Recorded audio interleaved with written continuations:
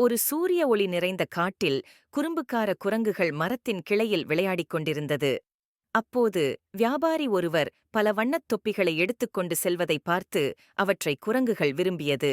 அந்த நேரம் வியாபாரி களைப்பாக இருந்ததால் ஓய்வெடுக்க அவர் தனது கூடையை கீழே இறக்கி வைத்துவிட்டு ஒரு மரத்தின் கீழ் உறங்கிவிட்டான். சிறிது நேரம் கழித்து வியாபாரி விழித்தபையாது அவரது கூடை அனைத்தும் காலியாக இருந்தது. இதனை பார்த்து சுற்றிலும் தேடிப் பார்த்தான். எங்கும் காணவில்லை. பிறகு மரத்தில் உள்ள குரங்குகள் கூட்டம் அதனை தங்கள் தலைகளில் போட்டுக் கொண்டிருந்தன. அந்த குரங்குகளிடம் கெஞ்சி கேட்டு பார்த்தான். அவைகள் கொடுக்கவில்லை.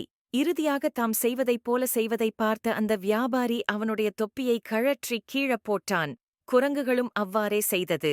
அனைத்து தொப்பிகளும் மரத்திலிருந்து தரைமட்டத்திற்கு வந்தது. தொப்பிகளை எடுத்து கூடையில் நிரப்பிக் கொண்டு சந்தைக்கு சென்று பணமாக்கி மகிழ்ந்தான். இந்த கதை மூலம் வியாபாரி தனது சமயோஜித புத்தியினால் குரங்குகளிடம் இருந்து தொப்பிகளை பெற்றான். இதனால் குழந்தைகளுக்கு சமயோஜித அறிவு அவசியம் என்பதை அறிந்து கொள்ள வேண்டும். அன்புடன் நன்றி.